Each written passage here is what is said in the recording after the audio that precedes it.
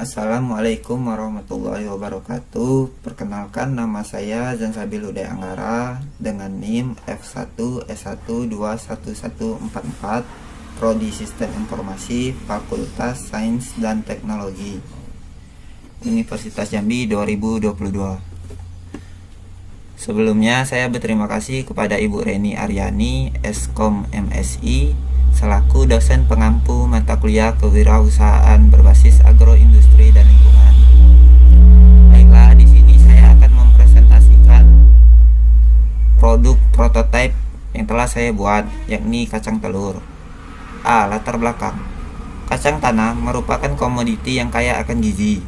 Biji kacang tanah mengandung 20-30% protein dan 42-55% minyak. Dalam bentuk kalori, 100 gram biji kacang tanah menghasilkan 540 kalori, tertinggi di antara tanaman pangan. Protein kacang tanah terdiri dari albumin, arakhin 63% dan konarakhin 33%. Arakhin mengandung 0,4% sulfur dan konarakhin mengandung 1,09% sulfur. Arakhin terutama kaya akan asam amino jenis treonin dan prolin, tetapi miskin lisin dan metionin. Konarakhin miskin penilalanin dan terosin. Walaupun kacang tanah kaya protein, namun asam amino lisin, treonin, dan metionin terdapat dalam jumlah yang rendah. Dengan menggoreng biji kacang tanah, kadar asam amino tersebut menjadi semakin berkurang. Pengolahan kacang tanah menjadi makanan ringan. Kacang tanah dapat diolah menjadi berbagai produk seperti kacang telur, kacang atom, kacang bandung.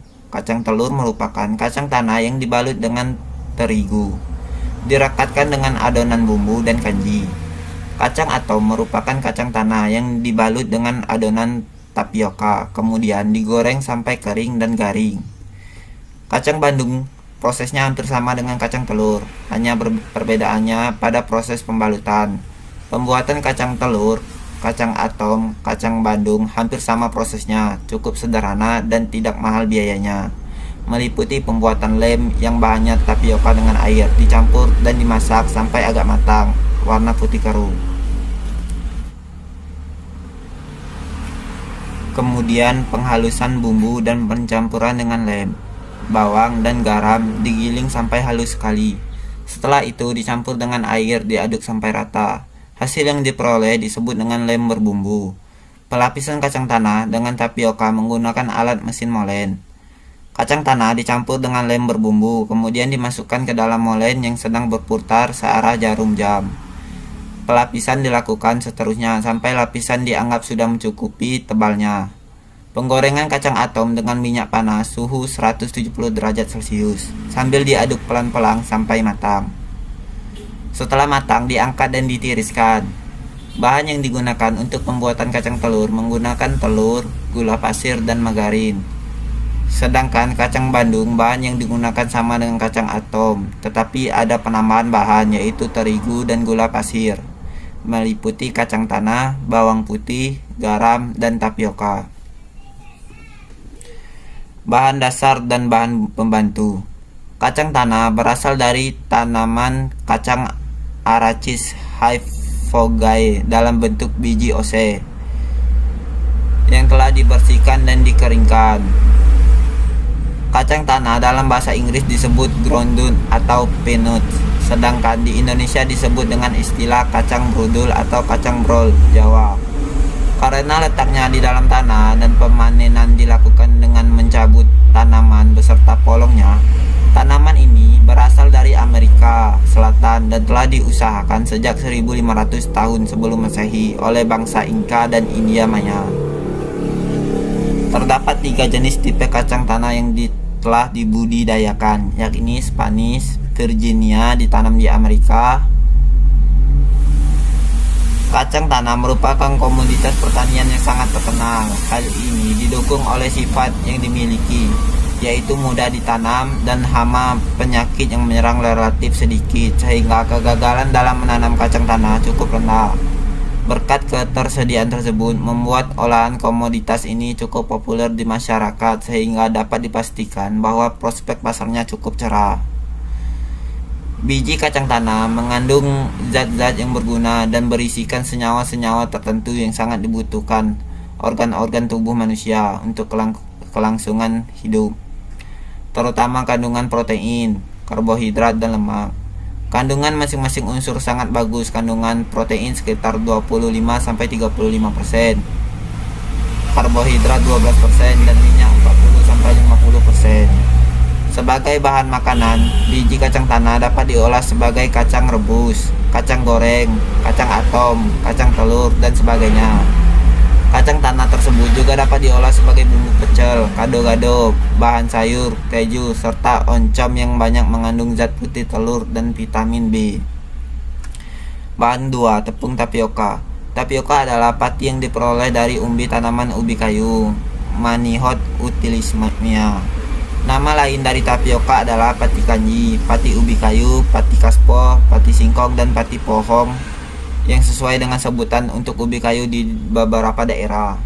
Bahan 3. Tepung terigu. Tepung terigu diperoleh dari biji gandum, Triticum vulgar, yang digiling. Keistimewaan terigu di antara sereal lainnya adalah kemampuannya dalam membentuk gluten pada saat terigu dibasahi dengan air. Sifat elastis gluten pada adonan menyebabkan produk yang dihasilkan tidak mudah pecah balutan tepungnya. Bahan keempat, minyak kelapa sawit. Minyak kelapa sawit yang baik mempunyai Ka 0,1% dan kadar kotoran lebih kecil dari 0,01%. Kandungan asam lemak bebas rendah mungkin 0,1% atau kurang. Bilangan peroksida di bawah 2. Bebas dari warna merah dan kuning, harus berwarna pucat, tidak berwarna hijau, jernih, dan kandungan logam berat serendah mungkin atau bebas dari ion logam. Bahan 5. Siklamat. Siklamat adalah pemanis buatan yang mempunyai intensitas kemanisan 30 kali tingkat kemanisan dari gula tebu murni. Rasa manis dari siklamat disebabkan dari derivat turunan saicholexyl sulfanic acid yang terasa sangat manis dan lezat. Siklamat biasa dipakai di dalam bentuk garam Na dari asam siklamat. Bahan 6. Pewarna. Pewarna adalah bahan tambahan makanan yang dapat memperbaiki atau memberi warna pada makanan. Penambahan warna pada makanan tujuannya untuk memperbaiki warna makanan yang berubah atau menjadi pucat selama pengolahan, dan untuk menarik selera konsumen serta menambah daya tarik konsumen. Proses produksi. Tahap pengolahan. A. Proses pengolahan kacang telur. Bahan-bahan yang digunakan adalah kacang tanah, tepung terigu, tepung tapioka, telur, margarin, gula pasir, dan garam. Berikut adalah diagram alur proses pembuatan kacang telur. Proses pembuatan kacang telur. 1. Pembuatan bumbu dan adonan bubur kanji. Bumbu kacang telur harus benar-benar diperhatikan komposisinya, karena bumbu sangat berpengaruh terhadap rasa, di mana rasa produk dari suatu olahan disebut di sebuah perusahaan merupakan ciri khas yang membedakan dengan produk dari perusahaan lain. Sedangkan pelekatnya menggunakan bubur kanji dari tepung tapioka yang telah diayak terlebih dahulu. Pembuatan bumbu dilakukan dengan menggunakan mixer untuk menghaluskan garam, gula, telur, dan margarin. Setelah bumbu halus, maka dicampur dengan pati yang menghasilkan lem yang digunakan sebagai perekat antara kacang tanah dengan tepung terigu. 2. Percampuran dan pembalutan pertama. Proses pencampuran dan pembalutan biji kacang tanah dilakukan dengan alat molen. Prinsip kerja molen ini adalah dengan sistem rotasi pada bak yang mempunyai putaran sebesar 120 rpm dengan kemiringan tromol 70 derajat Celcius.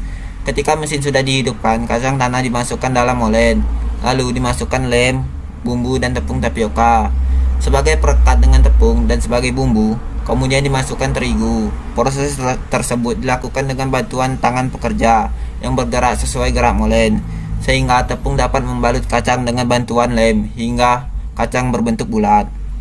Pengadukan dilakukan sampai tepung habis. Kapasitas molen sekali kerja 17 kg.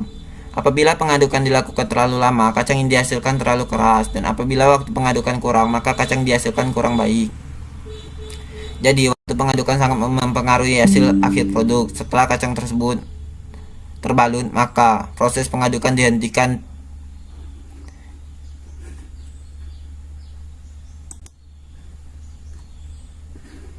Tiga, pemisahan dan pembalutan kedua.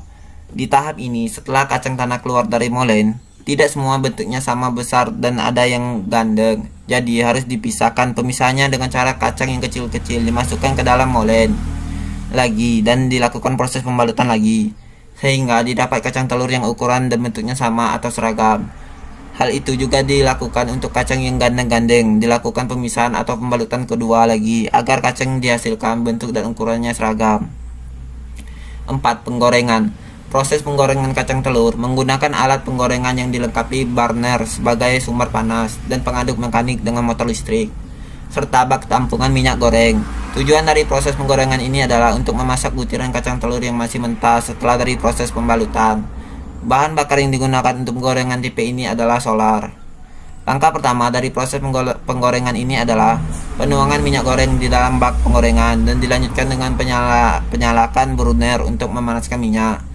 Suhu penggorengan yang dibutuhkan untuk menggoreng kacang telur adalah 160 sampai 170 derajat Celcius. Setelah minyak mencapai suhu tersebut, maka kacang telur dimasukkan dalam bak penggorengan, kemudian dilakukan pengadukan. Pengadukan dilakukan dengan dua cara, yaitu manual dengan menggunakan pengaduk kayu dan dengan cara mekanik. Tujuan dari pengadukan manual adalah agar kacang telur tidak menempel di tengah, sedangkan pengadukan mekanik dilakukan setelah kacang kelihatan mengambang. Waktu yang dibutuhkan untuk proses penggorengan adalah sekitar 10 menit atau sampai 36. Kacang telur matang. Apabila waktu penggorengan terlalu lama atau lebih dari 10 menit, maka kacang telur yang dihasilkan gosong sehingga warna kurang menarik dan rasa agak pahit. Dan apabila waktu penggorengan kurang dari 10 menit, maka kacang telur yang dihasilkan kurang matang di bagian tengah. Kacang telur yang telah matang kemudian diletakkan di dalam keranjang peniris. 5. Penirisan. Kacang telur dari penggorengan ditiriskan dalam keranjang peniris yang berukuran 50 cm selama 10 menit. Tujuan penirisan adalah untuk menurunkan kadar minyak kacang telur setelah penggorengan sehingga permukaannya kering, tidak berminyak. 6. Pendinginan. Dari tahapan penirisan dilanjutkan proses pendinginan. Pendinginan dilakukan dengan menggunakan bak pendingin berbentuk persegi panjang yang berukuran 2 meter kali 1,5 meter kali 0,5 meter.